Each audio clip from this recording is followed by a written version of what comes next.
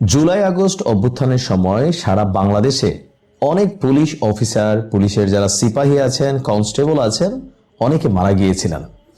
তো এদের মধ্যে অনেকে আছে রাজনৈতিক পারপাস সার্ভ করত, যারা সাধারণ মানুষকে হয়রানি করেছে। অভিযোগ ছিল তাদের বিরুদ্ধে হয়রানির, তারপর হচ্ছে ধরেন ব্যাপক দমন পীড়ন। তো এরকম হয়তো কিছু সদস্য ছিল যাদের প্রতি মানুষের ক্ষোভ ছিল, আর ওই সময়টাকে কাজে লাগিয়ে আইনকে নিজের হাতে তুলে নিয়েছিল অনেকেই। অন্তর্বর্তী সরকার ক্ষমতায় থাকাকালীন পুলিশ সদস্যদের হত্যার বিষয়ে আসলে তেমন কোনো পদক্ষেপ নেওয়া হয়নি।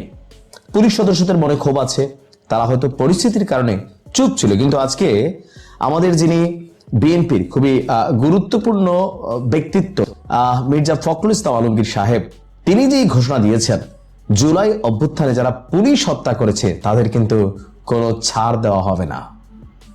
আমি কথাটা বলছি যখন মাত্র কিছুক্ষণ আগে কালের কণ্ঠ পত্রিকায় এই নিউজটা আসলো যে জুলাই গণঅভ্যুত্থানে পুলিশ হত্যার বিষয়টিকে তদন্ত করা হবে।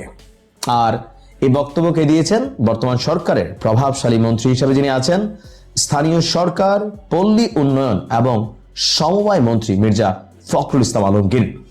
এ বিষয়ে স্বরাষ্ট্রমন্ত্রীর বক্তব্যই কার্যকর হবে বলে উল্লেখ করেছেন। অর্থাৎ সালাউদ্দিন আহমেদ যিনি স্বরাষ্ট্রমন্ত্রীর দায়িত্ব পালন করছেন, তিনি কিন্তু অনেকগুলো ডিপার্টমেন্ট, বিশেষ করে পুলিশ ওনার কন্ট্রোলে।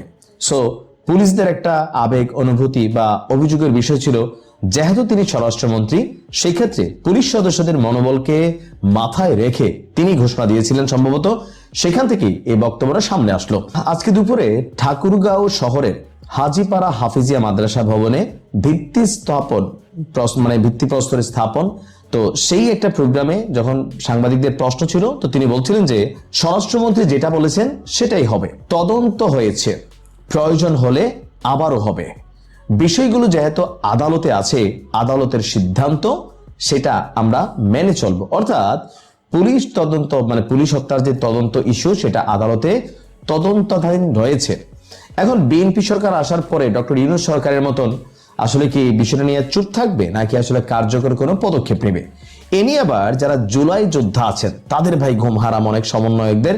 কারণ তারা যেমন ওই যে মাহাদি নামক যে ছেলেটা ছিল, বানিয়েছেন থালা জানাই দিছি, এসআই সন্তোষকে পুড়ে ফেলছি, এরকম আত্মস্বীকৃতি দানকারী যে সকল ব্যক্তিরা আছেন তাদের জন্য কিন্তু কপালে দুর্দিন আসছে। কেন? কারণ এভাবে প্রকাশ্যে বক্তব্য দেওয়ার পরে তৎকালীন প্রেক্ষাপটে ডক্টর ইউনূস তিনি আসলে কোনো ভূমিকা নেননি, কিন্তু পরবর্তী সময় বিষয়গুলো কিন্তু আলোচনায় রয়েছে।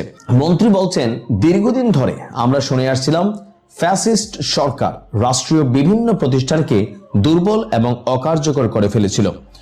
নতুন সরকারের সামনে বড় চ্যালেঞ্জ হলো সেই সকল প্রতিষ্ঠানকে পুনর্গঠন করা, জবাবদিহিতা নিশ্চিত করা এবং সুশাসনের পুনঃপ্রতিষ্ঠা করা।